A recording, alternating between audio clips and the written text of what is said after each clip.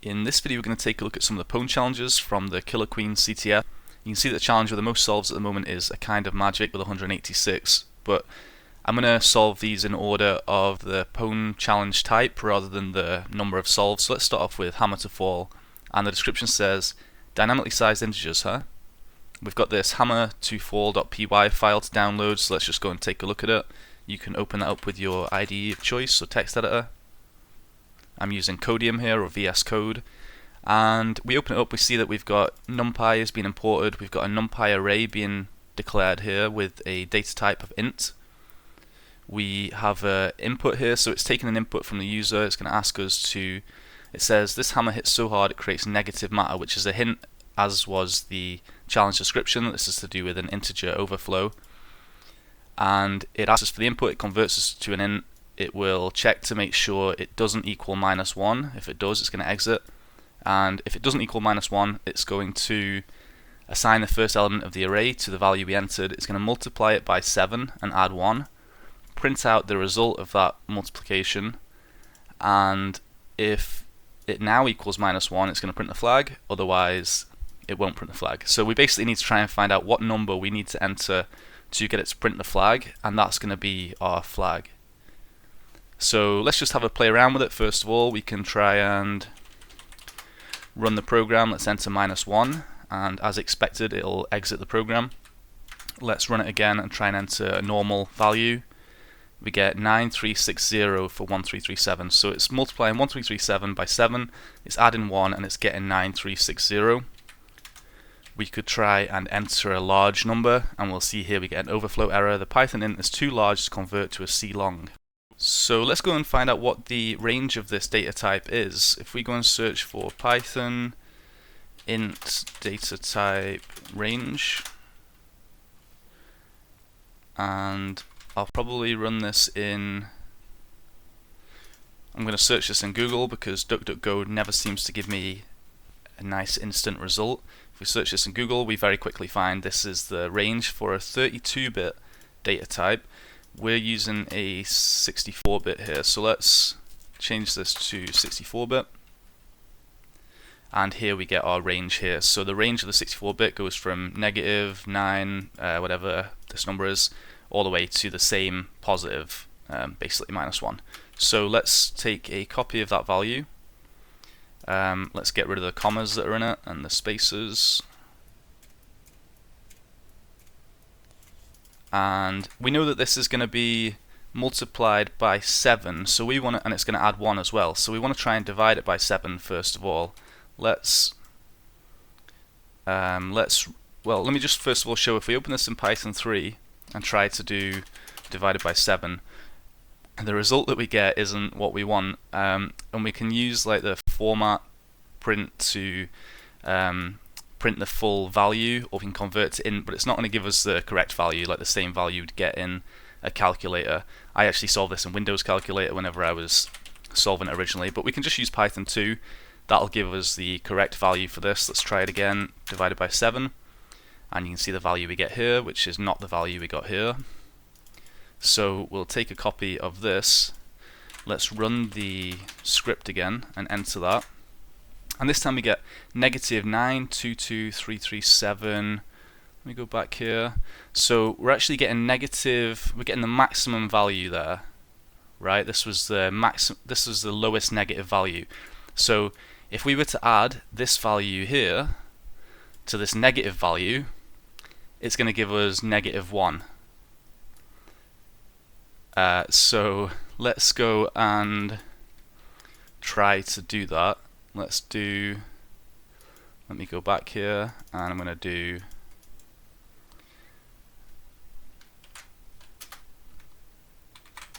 to add these together, and I'm going to take this value instead, but we also need to divide this by 7 now, because we know it's still going to be multiplied by 7, it's still going to add 1. So let's do the value that we've just got there divided by 7. Let's take a copy of this and then try to submit that instead. We enter that value, and this time we get -1. So the value that we need to submit as our flag is this value right here. So the flag is simply going to be this. The next challenge we're going to take a look at is called I want to break free, and the description says I want to break free from this Python jail. We've got the source code to download and a netcat server to connect to once we've got things working locally. So let's go and open up the let me open all of this up. I'm not sure what the Mac OS X stuff is. So we've got this jail public with a jail.py script, and we have a blacklist.txt as well. So there's a server function here. You can see it's going to print a message, you are in jail, can you escape? And then while true, it's going to take input from us. It's going to set safe to true. It's going to make sure that the characters in the data we submit are all within this range. So greater than 33, less than or equal to 126. If not, it's going to say it's not safe, or if any of the words that we've input in our data are in this blacklist.txt, which we can see here, it's also going to say it's not safe. So for the words in bad words, which is that blacklist, it's going to say if bad word is in data, or if data is in bad word, safe equals false. And then if safe equals true at this stage, so if we've not entered any blacklisted words and all of our characters are in the correct range, then it's going to execute the data we've supplied. Otherwise it's going to say we've used a bad word, or if there's an error, it's just going to crash out. So the words that it's blacklisting here as well, these are kind of standard command line words, grep, cat, nano, import. Well, some of these are Python and some of them are command line commands. So let's go and have a look at some techniques that we can use. Let's search for Python sandbox escape. We can go and find some cheat sheets or some previous write-ups and stuff like that. There's the hack tricks link. Let me open this up, and we can go through here and just try and find some basic examples to test out. There should be some methods here of bypassing some of the techniques here, like encoding in hex or encoding in octal, base 64, etc. And here's what we want to do. So if you can access the built-ins object, you can import libraries. Notice you could also use here other string representations showed in the last section, so this hex stuff. And we can run commands like this. So let me try and take a copy of this. Let's just go and test this out first of all and see what happens. We'll run Python. Oh, let me go into the jail directory. Python jail. We just paste that in and we used a bad word. So what I found interesting here is the built-ins doesn't actually trigger any issues. I thought it would find built-ins. Let me just go back and demonstrate that. If we run this again and just do enter that, we get no problems at all. What we can do then is say OS. We could do OS in capitals and then say lower, because we can run that in Python. And then we could try and call a system in there.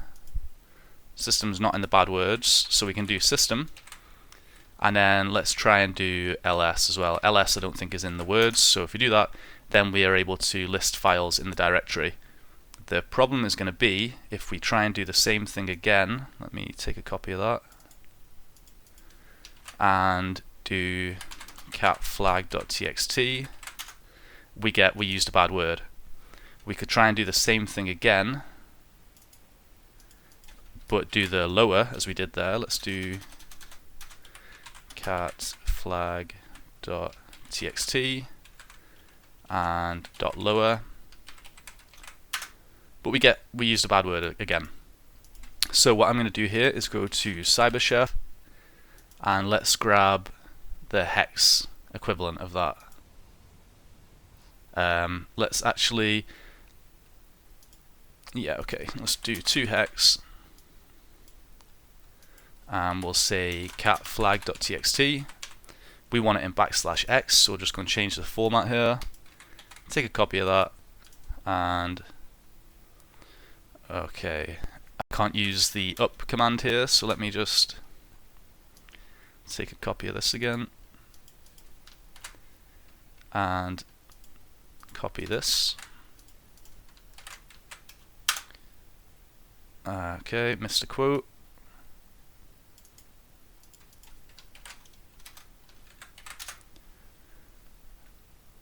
We missed a unexpected token. What am I missing? Oh, I didn't run the program, that's what I'm missing. Okay, yeah, this time we get catflag.txt, there's no such directory, so we could do echo fake flag to flag.txt. We could run it again, and this time we get our fake flag, so everything's working properly. All we need to do now is go and test this against the server. Let's go and grab that server and port number. We run it again. Let's just take a copy of what we just entered and submit that, and we get the same thing again, catflag.txt, no such file or directory. So let's take a copy of the ls command that we ran.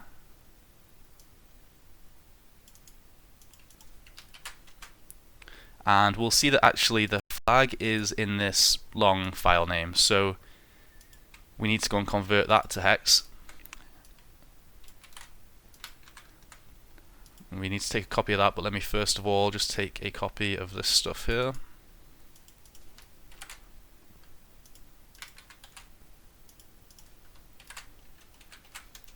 Submit that, and then we get our flag back. So that's how we were able to bypass the blacklist by, we could have actually done that all with hex encoding, so here we did os.toLower or os.lower. We could also just use os in hex there as well. The next challenge we're going to take a look at is called Zoom to Win, and the description says, what would CTFs be without our favorite rep to win? So again, we've got a server to connect to, we've got a file to download, let's download it here. And we have Zoom to Win, so we'll make it executable first of all. We want to have a look at the protections on this. So this is a standard return to win style challenge, which basically means the goal of the challenge is going to be to overflow the buffer and overwrite the return address of the program to redirect execution to a function of our choice. So there's likely to be a function called win or flag or something like that, and we want to redirect the program towards that function. We can have a look and see what protections are enabled on the binary first of all. Let's check that out. So checksec will let us know what protections we have here. There's no py enabled, which means the addresses in the program, the function addresses, the gadgets and things like that are all going to be hard coded, so they'll be the same on the server as they are locally, and they're not going to change each time the program loads. We have NX is enabled, which basically means we're not going to be able to execute any shellcode, so we can't just inject our own shellcode onto the stack and execute it. It'll be marked as data basically.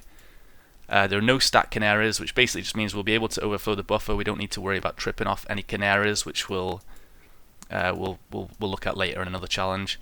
And partial rel-row just relates to the writability of the global offset table and stuff, which we're not going to need to worry about for this one either. So we can open this up in Geardra and have a look at it. Let's first of all open up GDB. I'm using the PwnDebug plugin here, but there are some other plugins like Jeff or Pedder that you might want to use. We can open that up and we can have a look at the functions in the program. And we actually get no, oh okay, we need to select the file first of all. Info functions, and we'll get the functions here. So we can see we've got this main function, we've got a flag function. Let's disassemble the main function, and it's pretty short. We can see that it's going to call puts, so it's going to print out some text to us, and then it's going to call gets. It's going to read in some data from us, but at no point does it call this function here called flag. So it looks like that's going to be the function that we want to return to. Let's disassemble flag. And note that we have the address here as well, so you could actually use this address to go and put the exploit together. And we can see then the flag function is going to call system. It's going to place something into the RDI first, so maybe a shell or catflag.txt or something like that. Let's open this up. First of all, we'll open it up in Geardra as well, just to have a look at it. I kind of wish you could just set these as a default, like always just click OK and analyze all and stuff on Geardra, because I don't think there's any times that I've ever opened it and not needed to click those things. So it kind of seems like you could just remove the clicks, but Yeah, we'll open this up. Analyze, yes, analyze. We have our functions here on the left, so the same sort of stuff here. We've got our main function. What's nice about Geardra is that we can actually see the disassembled code, here on the left, and then the decompiled code on the right. So it tries to basically give us a kind of C-like syntax for the code. So we can see we've got our main function here. It defines a buffer of 32 bytes. It's going to print out, let's not overcomplicate it, just zoom to win, and then it's going to read in input into our local 28 variable, but it's not checking whether the input that we provide is going to fit, which is what's going to lead to our buffer overflow. I think you can actually see if you go and have a look at man gets, you should see in here somewhere saying that the function is dangerous and should not be used. Yeah, never use gets. So it basically tells us here to use fgets, which will ensure that you specify how many bytes you want to read in. So there's no bounds check in here. So yeah, if we can enter in more than 32 bytes and then overwrite the return address on the stack so that whenever it returns, instead of returning wherever it would have returned, it's going to return to our function of choice, which in this case is going to be that flag function. And you can see that flag is in call system cat flag.txt. So let's go and, although we can see that there's a 32 byte buffer there, let's go and see how we could identify the exact offset in GDB. We can generate a cyclic pattern. This is using the, I guess, the PwnTools function. I'm going to do cyclic 100. It's going to generate a pattern of 100 bytes. I'm going to run the program. It asks us to put in an input. I'm going to put in the input that we just generated. And here the program's crashed, and we can actually see what the state of the stack is and the registers and stuff as the program crashes. And the value that we have here in the RSP, the first 4 bytes is our offset.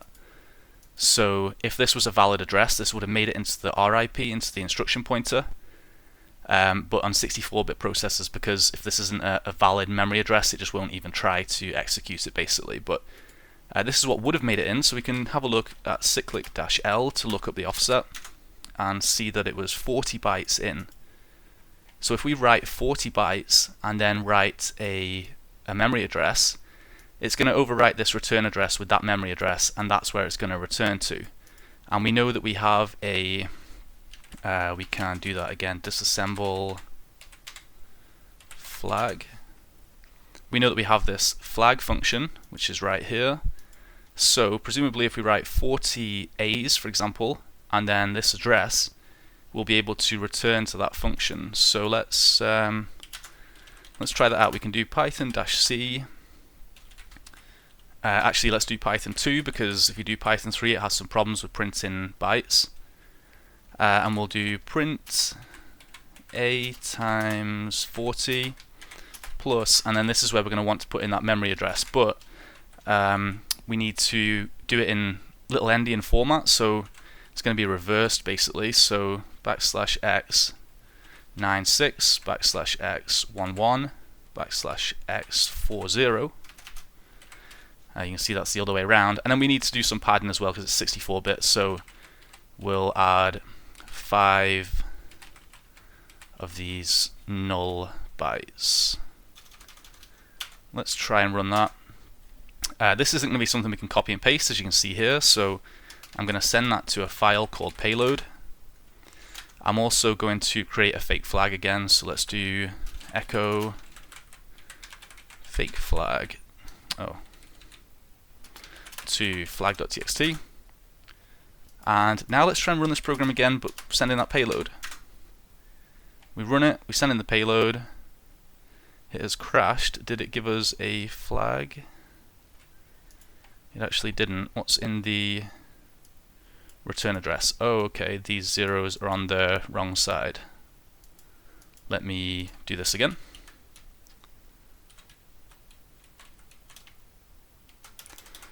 Little endian format, what am I doing?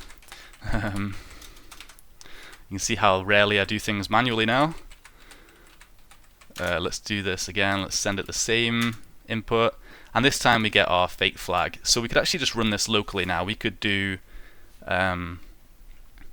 dot slash, what's the program called, zoom to win, and then just send in the payload, and here we get our fake flag. We've got a segmentation fault because we overwrote the return address, didn't know where to go next basically, but we got our flag anyway. We could try that against the remote server. Let me just grab the server and port number here and see what happens. Let's try and do the same thing and just send in that payload. We run it and we don't actually get the flag this time.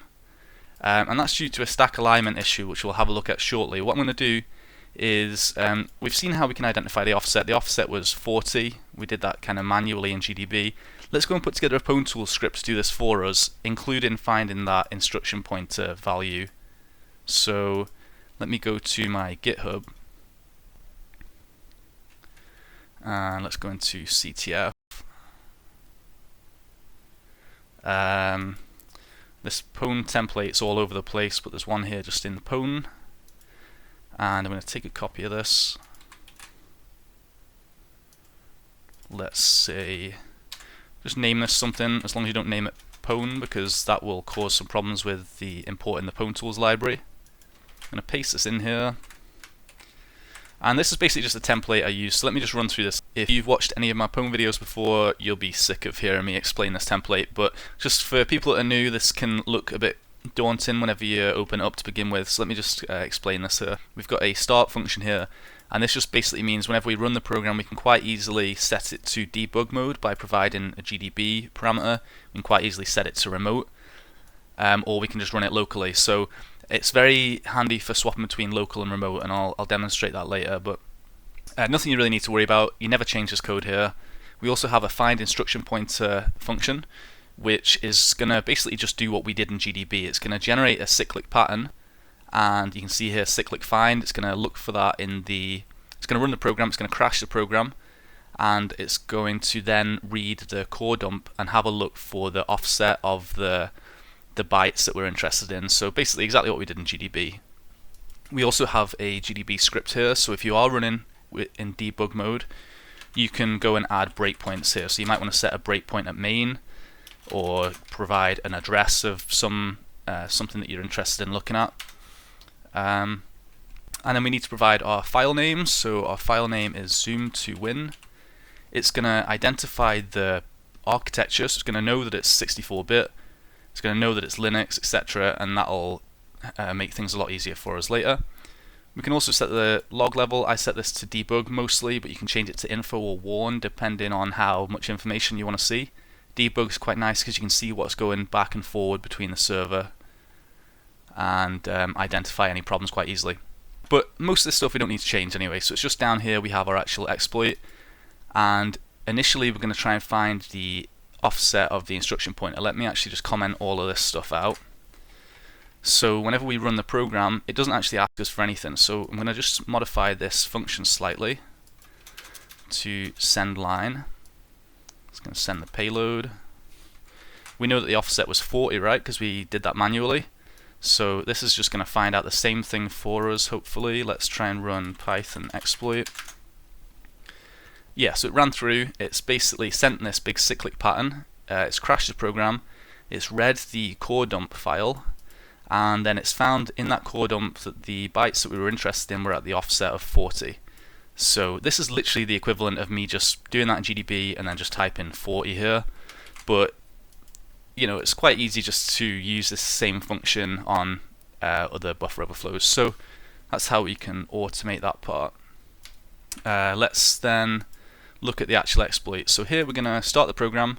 We're creating a payload here, and this offset is the offset that we provided here. So this is basically going to say at 40 bytes in, we want to overwrite the return address. And what do we want to overwrite the return address with? Well, we could overwrite it with the address that we grabbed here. So where was it? This address of the flag function. So I could just go and paste in here this address. We could also take out these zeros because it knows that we're dealing with a 64-bit architecture because we set the context up here. So it'll do all that for us. In this case, I'm going to take out this list because all we want to do is send the function address. But because we've actually got the binary defined here, it knows where that function is. So we can just say here elf.symbols, or you can do elf.functions as well. I normally do elf.symbols dot, and then the name of the function. The name of the function is flag. We're going to write the payload to a file just in case we ever want to send it off manually or something like that.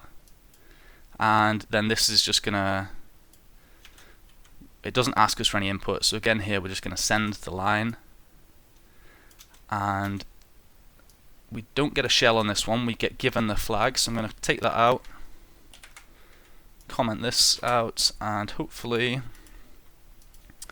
this will give us a flag. We run through that, we don't get the flag, but I think it's just because it gives us another line of input. So let me do IO receive line, run that again, and this time we get our fake flag.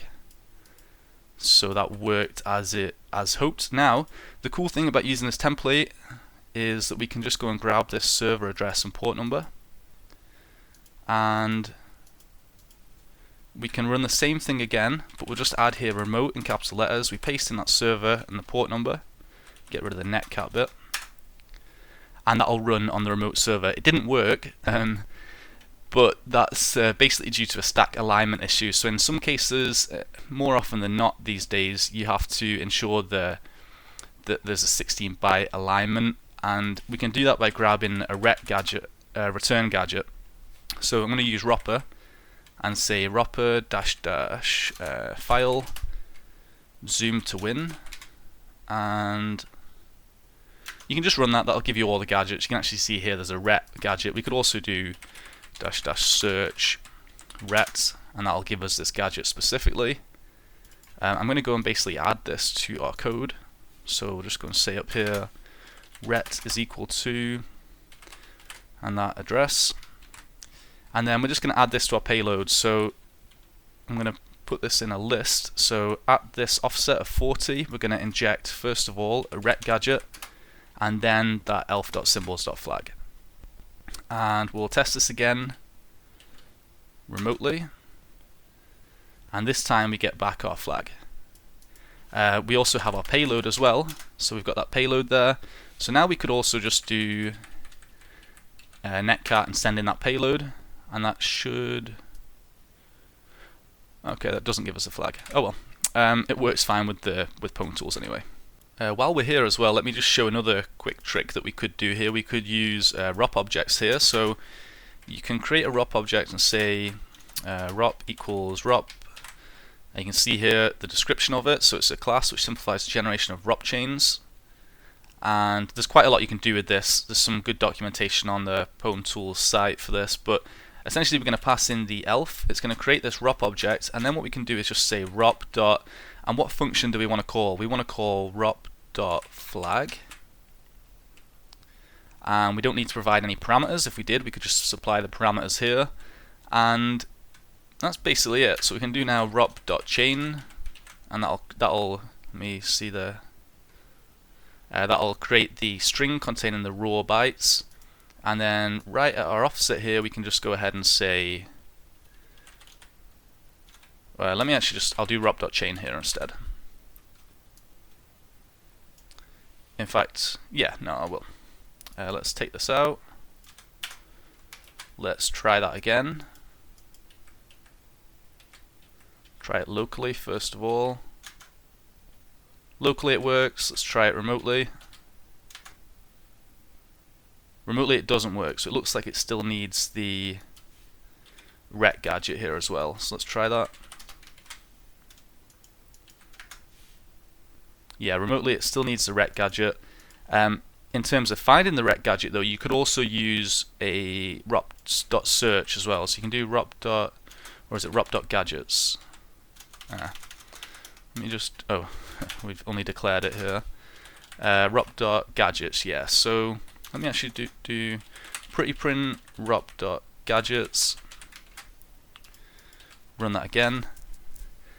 And you can see all the gadgets that are available here. We have this ret gadget here, so you can actually use ROP.search in here to just search for the gadget rather than specifying the address manually.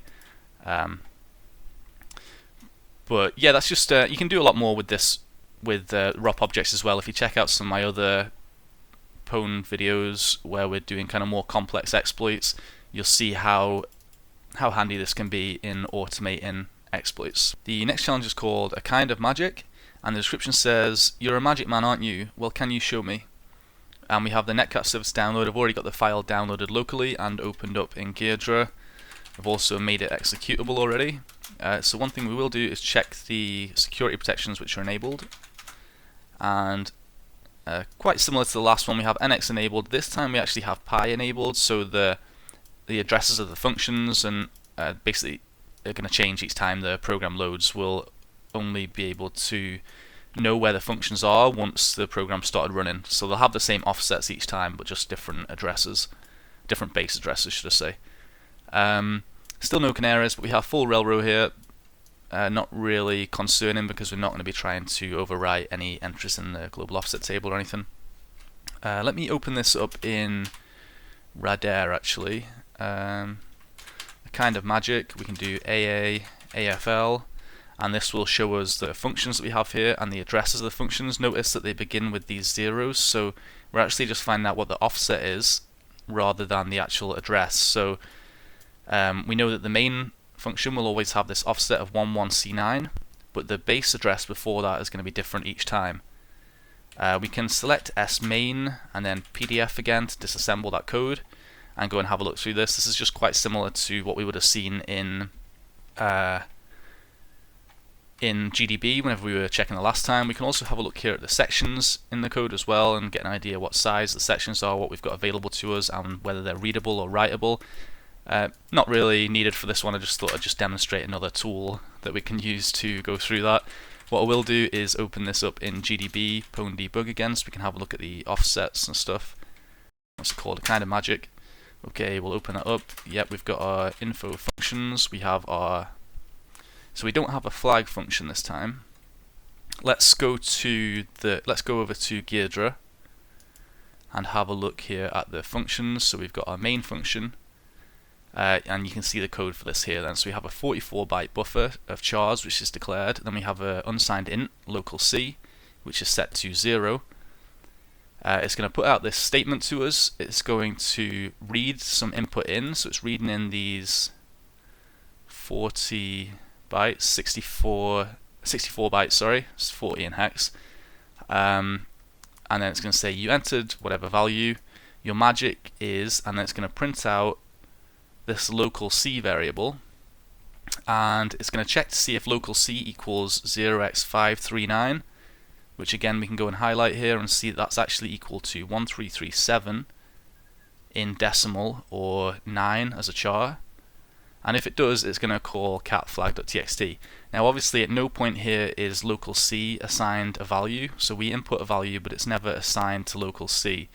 So this is quite similar to the last challenge, but in the last challenge we were trying to overwrite everything that was on the stack and get down to the return address. So we could overwrite the return address and change the flow of the program. In this case there's nowhere for us really to go, but we want to overwrite the value that we do control, which is this local 38, and then keep going until we overwrite this local C variable with 1337 or a 9 in text. So we can go through. Let me just first of all just show. We can do the same sort of thing here. We can do this cyclic 100. Let's take a copy of it. Run the program. Paste that in. It crashes, and again we can have a look for the offset of the RIP. So it would be 56 bytes to overwrite the return address of the RIP. But that's not what we want to overwrite. We want to overwrite the value before that. So what we'll do here is go and have a look at this comparison. We have this comparison here. It's doing the compare 1, 2, 5, 3. So we can set a breakpoint there. We have to make sure the program's running first because we don't know what the base address of the binary is. So we can do run. You can see it's asking us here for the input. I'm going to hit Control and C so we can go and set up a breakpoint. I'm going to say break RVA, which is going to basically say, let me actually just show first of all the pi base. So we can do pi base here. pybase is telling us what the base of the binary is, so the address of this comparison is going to be that pybase address plus 1253. But we can also just set a breakpoint directly at 0x1253 from the pybase. So we use break RVA to do that. That sets the breakpoint up for us. We're going to hit continue, and we're going to send this 100 bytes cyclic pattern again. We send that off. We crash the program again, but this time what we're interested in is seeing what this comparison is. So the comparison there is RBP minus 4. So let's do print RBP minus 4, and this is the address of that there. So let's do x over s to print as a string, and that's going to print the string that's in there, and we want to have a look and see what the offset is at the beginning of the string. So we can do cyclic -L, paste that in, and we get 44. So in this case we need to overwrite 44 bytes before we're going to get to our local C variable, and you might notice that we can see 44 exactly what that should have been there anyway, 44. So we didn't really need to do that, but just to show how we can do that in GDB. And that's how we're basically going to put together our exploit. So if we go over to, let me try and go over and do the Python 2 again. Let's do Python 2 command print a times 44, and then it was actually looking for a 9, wasn't it? So let's do plus 9. Let me take a copy of that. Let's run the program again. We're hitting this breakpoint. So you can see actually we've got in here, where's the comparison it's doing? Yeah, let's do this. Oh, you can see here. Okay, so A9. Let me do the same again. Okay, 9. But we have this new line in here. So this was I'm not really sure if there's a way we can do this here. I was kind of thinking if we could do some null bytes, but the null bytes don't show up in this Python string. So if anybody got that working manually, let me know. I'd be interested to hear. What I end up doing here is basically putting this together in a PwnTools script. Let me create an exploit.py again, and I'm just going to copy over the script here because I kind of explained it pretty well last time, I think. This is exactly the same template. I took out the EIP function because we don't need it. I've just manually said here that we're looking for 44, which we found manually through Geardra and through GDB. We're starting the program, and then at the offset this time, the offset of 44, we're going to send this 0x539, or you could say 1337 as well. It's both fine. 0x539, it's going to save again to a payload file just so we can use it again later, and then it's going to send that off after it gets this colon, which you can see if we run the program, that's what it asks us for. That's why I've got that colon there. Let's try and run it. Python exploit.py, we get our fake flag, and you can see here then what's being sent. So this is what's being sent here, but you can see here it actually has the null bytes, whereas I didn't have the null bytes there. Somebody can let me know if there's a way to do that. We have the payload now, so we can, well, let's run this remotely first of all. Let's do remotes. Just show how easy it is to swap between these two methods of local and remote. Take a copy of that server and port number. We run it and we get our remote flag. We could also then, presumably, use that payload that we created, so we can just do netcat to the remote server and just send in the payload. Oh, that doesn't get us a flag either. Okay, well, if we were doing this locally, we could do a kind of magic and send in the payload, and that would get us the flag locally. You can see that it changed the value to 1337. But that's that challenge. The next challenge is called TweetyBirb, and the description says pretty standard burb protection. So we've got the server to connect to, we've got this downloaded locally as well, so let's go and take a look at it. first thing we'll do is run checksec, and we'll see that pi is disabled, so the addresses are going to be the same each time it loads. NX is enabled, so we're not going to be injecting shellcode onto the stack, and in this case the stack canaries are found. So let's go and have a look at this in Geardra. Let me go to functions. We've got it's a return to win style challenge again. You can see we've got this win function here, which is going to call system cat home user flag.txt. We have this main function. The issue is here, so it's kind of similar to the zoom to win challenge we did. The problem is we have the stack canary here, so we've got our buffer here of 72 bytes, which if we overflow that buffer, let me just show here, we have the gets, the dangerous gets call. So if we overflow the buffer with more than 72 bytes, we'll be able to overwrite the return address. The problem is we have this stack canary, so you've got this local 10, which is set to a value at the beginning, and then it's checked at the end to make sure it still equals that value. So if we overwrite all of this local 58 variable, we want to keep overwriting. We want to overwrite the rest of the variables on the stack and get all the way down to our return address, to the RIP. But if we do that, we'll obviously overwrite this canary, and whenever it gets down here, it's going to say, you overwrote the canary, hang on, I'm going to crash.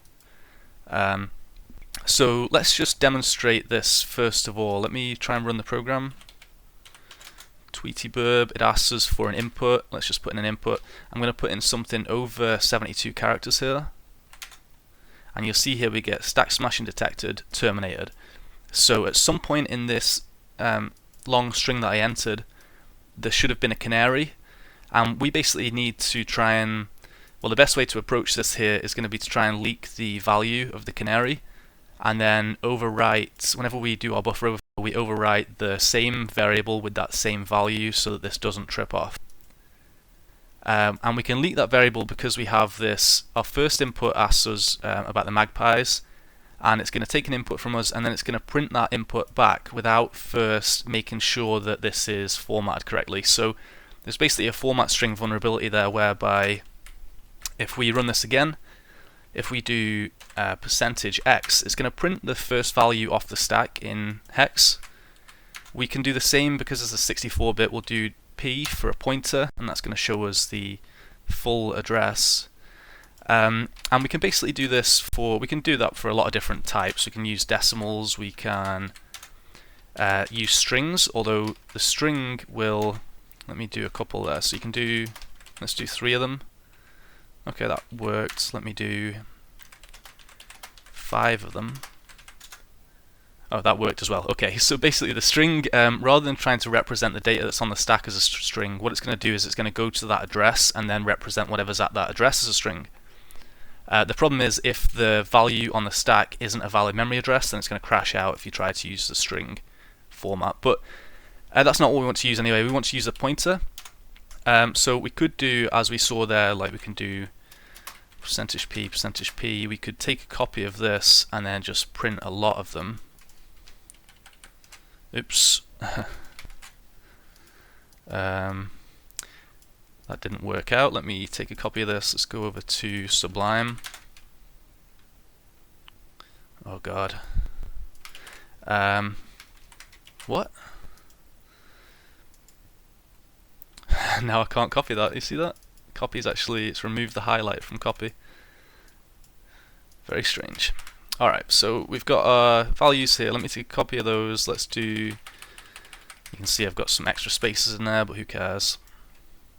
We run this again. We paste all those in. Oh, we didn't run it again. Things aren't going right for me here. Alright, we paste those in, we get back all of these pointers, and we can basically have a look and see. So things beginning with 7F are quite likely to be, sometimes you get libc address and stuff, which you might want to look out for if you're trying to leak a libc address.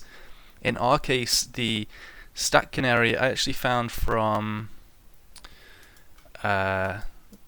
Ironstone canary. On Ironstone's Git book, there's quite a good. Let me just copy the link. There's quite a good example here of how to leak basic canaries and brute force canaries and stuff, which I did read through whenever I was solving this challenge. So if you're unsure about how these work, there's a couple of examples here that you can go and check out. But essentially, based on the values that we have for the canary, we can see in this case we have this one here ending with 00, 0. If we go back to this article here, it does mention they're trying to leak the same values, and they point out that I'm pretty sure they pointed out, oh yeah, okay. So the last value there is canary. We can tell because it's roughly 64 bytes after the buffer start, which should be close to the end of the buffer. Additionally, it ends in 00, 0 and looks very random, unlike the libc addresses beginning with F7 and FF. So we only have one value there that has the 00, 0 on it. We could run the program a couple of times and run this again and see, does this change as it should each time, while a lot of the other values will remain the same. And basically you want to try and find out what offset that's at. So another thing to remember whenever you're working with these format string vulnerabilities, in some cases you won't be able to just enter as many of these P's as you want. So there's another syntax you can use. You can actually specify here percentage, and then we'll say $15 $P. So we want to print the 15th element off the stack, and we want to print it as a pointer. So you could change that to S if you wanted to print it as a string. We're going to print it as a pointer, and that's going to print out this is our stack canary. So we know that we want to leak our 15th element, and we want to save it so that we can then go and use it to overwrite again. And then after that we're going to input our buffer overflow, which we'll have to inject that canary into, and then the win address as well. So let me just copy over, in this case I'm going to copy over the script that I put together for this. Let me go codium exploit.py. So we have a ret gadget here. We didn't need the ret gadget locally, so let me just take that out for now. You know that we used that on a previous challenge whereby there was a stack alignment issue on the server side. So you should be getting used to this template now. You can see I had a breakpoint up here for whenever I was going through and debugging this, trying to work out what was where whenever the comparison was being done with the canary. We have our 72 bytes, so this is the let's go up here. We've got our 72 bytes right here. This is the how many bytes you want to write before we can overflow the buffer. So there's going to be 72 bytes there, and you can see here then in our payload. Well, first of all, let's take it one step at a time. We're going to leak that 15th element off the stack. We're going to leak it as a pointer, and then we're going to receive that and just basically convert it into a hex format. And then we're going to put together our payload. So our payload is going to print 72 no operation instructions, but you could just change that to an A or something like that. I've just used no operation instructions there. Sometimes using certain characters on the stack might cause it to crash, so a no operation instruction can just sometimes be a safer way to do things. And then we're going to inject the canary, so there's going to be 72 bytes, and then there's going to be the canary, because if we go back to our code here, there's 72 bytes, and then there's this local 10 on the stack, which is our canary. So we're going to overwrite it with the correct value. We're then just going to overwrite our RBP so we can get down to our so we can overwrite the RIP after that. And let's try and run that. Let's try and run it and see what happens. I'll do python exploit.py. It runs through. You can see it's tried to print out the flag.txt, but that doesn't exist, so it's not been able to. Not really too much for us to look at here. You can see how the payload's been structured together if that's of interest. Oh, let's go back actually. You can also see the canary is here, so it's leaked the canary, it's assigned as that canary value, and then that canary is going to be in the stack. Where is it? Is it 57A1? Yeah, 57A1, you can see here. So that's actually in our payload. So we've got our no operation instructions, which are hex 90. We've got our canary, we've got 8 more no operation instructions, and then we've got the address of the win function with some padding to make sure some null bytes there. So we can go ahead and try this again remotely. Let's just let's try it first of all without adding our Slack. Take a copy of this, and we'll run python exploit remote. Just paste in the server and a port number. and it runs through. We don't get a flag because we don't have that stack alignment, so again we're just going to go and insert a ret instruction here, which we just grabbed from Ropper. So Ropper --file TweetyBirb, and this was the address of that. We'll try and run it again remotely, and this time we get back our flag. Tweet, did you leak or brute force? Please don't say you tried brute force. And I'm going to wrap it up for the video here. I did miss a couple of pwn challenges, but I want to go and check out another CTF, so I'll leave the scripts on GitHub and the templates up there for anybody who's interested in that. If you have any questions or comments, or you solved something differently and you've got some tips for me, you can let me know down below. Thanks.